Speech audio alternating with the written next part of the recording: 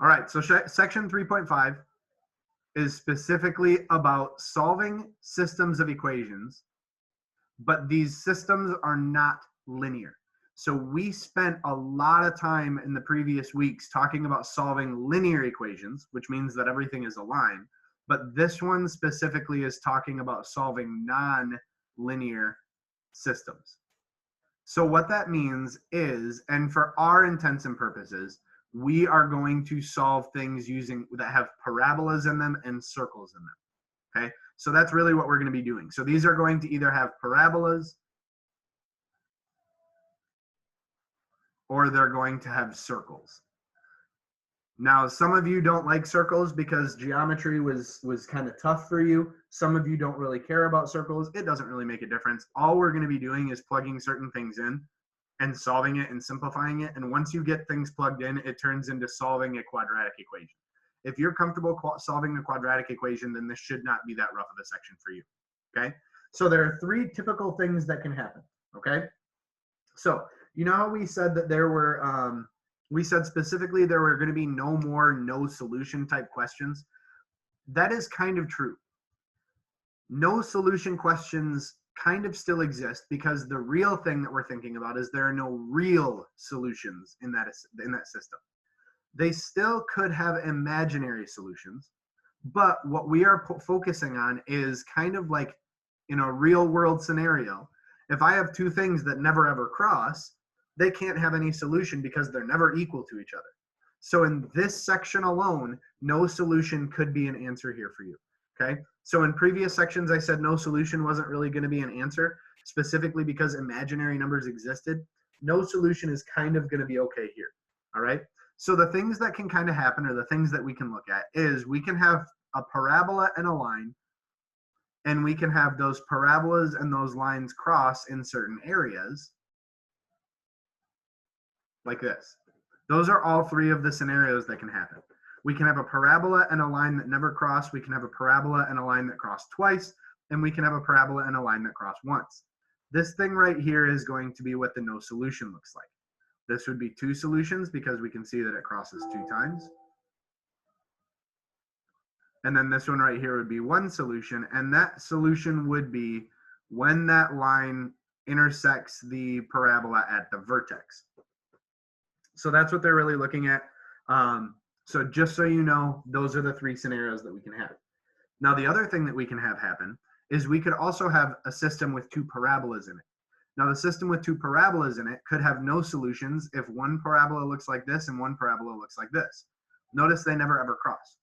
We could also have a parabola that looks like this and a parabola that looks like this. And notice how they cross two times. Or I guess they could be right side up. It doesn't really make a difference. No matter what, if the parabola is crossed twice, there's two solutions. And then finally, the last one would be if I have a parabola like this and a parabola like this, and those two parabolas share that one location, and that one location is the vertex. All right? So just kind of think about that. These are the system or the ways that these things can work. If you'd like to, you can absolutely take these pictures and graph them, or take these equations and graph them, and then you can look to see where the solutions are. That is absolutely a viable choice. You can absolutely do that. So once you take these systems or whatever, you can graph them and tell me if they cross or not. If they don't cross, no solution. If they do cross, one or two solutions. If you don't have access to a calculator, which could happen, or if your calculator doesn't give you the nice answers and I tell you you have to be exact, which could happen, there are two different methods that we can use for this. One is we can solve using substitution, which I would bet that most of you would probably choose substitution as your preferred method because substitution works out relatively easily. But what substitution looks like is I could have a system that looks like this, where it's x squared plus 2x minus y equals 5. And then I have another system that looks like this, where it's 2x plus y equals 7. So obviously this one is going to be a parabola because it's got the x squared there. This one is not going to be a parabola because there's no x squared there. So if I'm solving using substitution, remember one of the things that you have to do is you have to get the equation to be in one variable. So your steps to substitution are really going to be solve one of the variables for y and then plug it in. So this one, I can solve the bottom one for y very easily by saying y equals 7 minus 2x. And then now this just turns into a plug this into here and solve.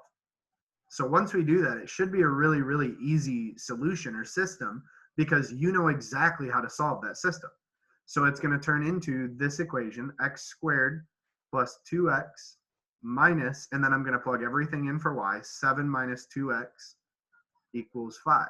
Now, if I ask you to solve this equation prior to today, everyone in here should be able to do that. Every single person in here should be able to solve this.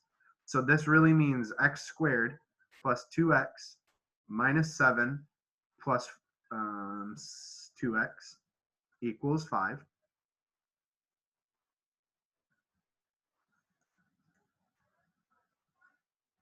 And now I'm going to combine my like terms. So 2x and 2x gives me 4x. So I get x squared plus 4x. And then I'm going to subtract this 5 over on the other side. So I'm going to get minus 6. And now this equals 0. And this is a quadratic function. And we can solve these quadratic functions hopefully pretty easily. All right. Shouldn't the 6 be a 12? Yep. Yeah, it's a positive. Good catch. Good catch. Thank you. Oops. I don't know where I got 6 from. I honestly don't know where that number even came from. So I have a negative 12. So now, and that makes it a little bit easier because now I can factor it, right? So now I'm going to have an x plus 6 and an x minus 2 equals 0. And so now when I set these each equal to 0, I'm going to get x plus 6 equals 0. And I'm going to get x minus 2 equals 0. So my answers will be x equals negative 6 and x equals positive 2. Now, something to really think about here. The question asks you for the solution.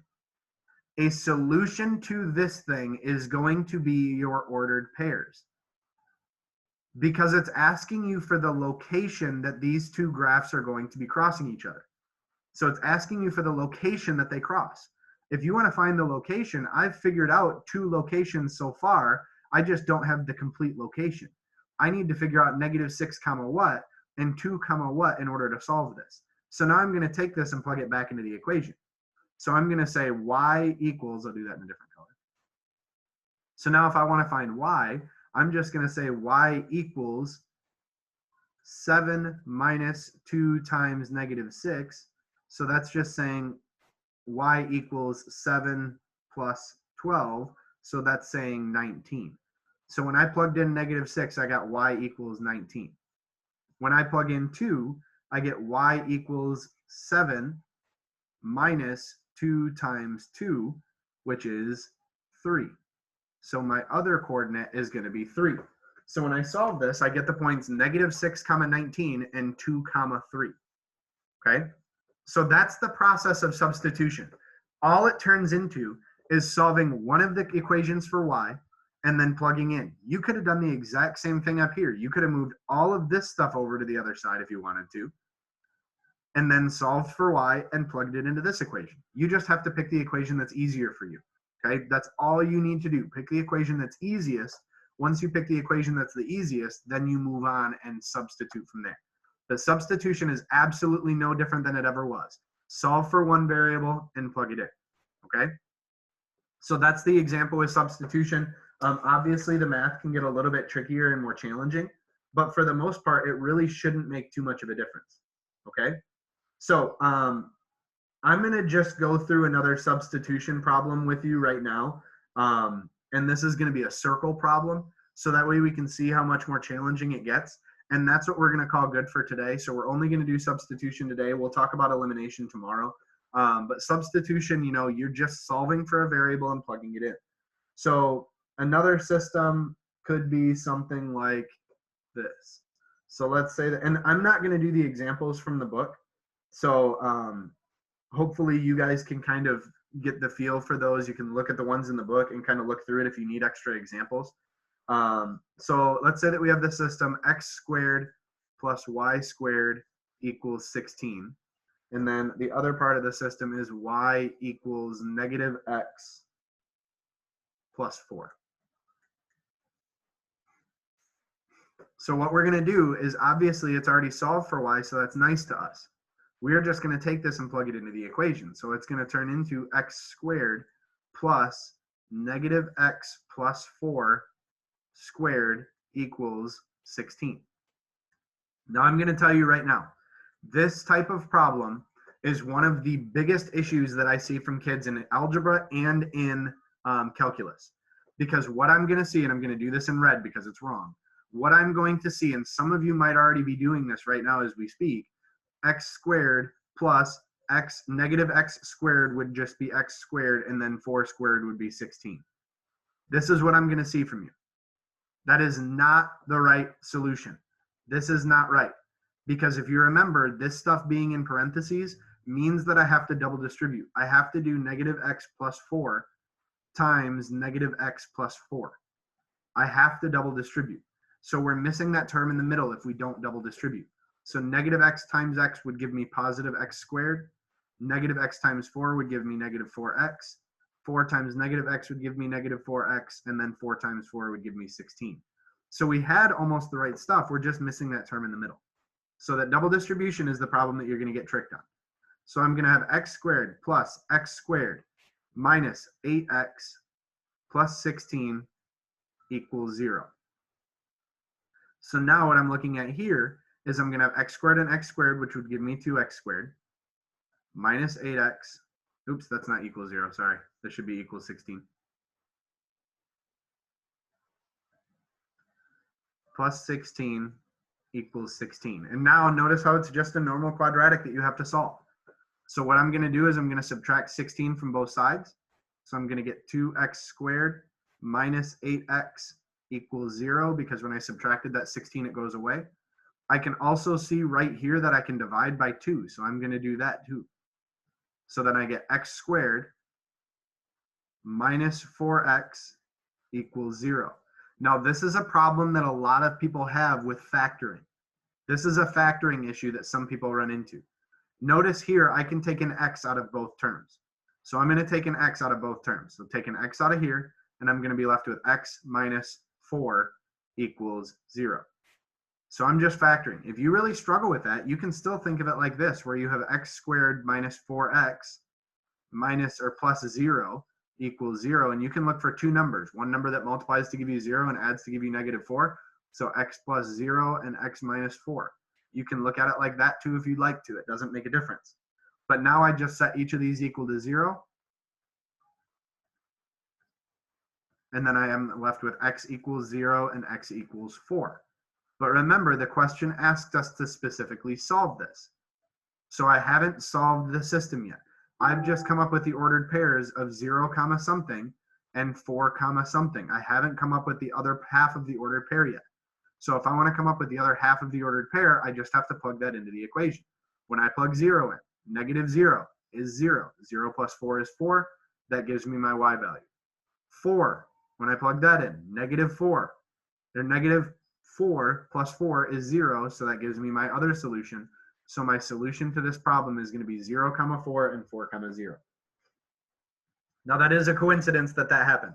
That does not happen with every circle problem. Okay? So it is a coincidence that that thing happened. That does not happen with every circle problem.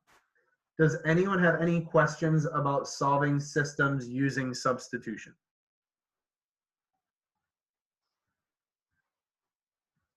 All right, so I'm going to stop the recording here.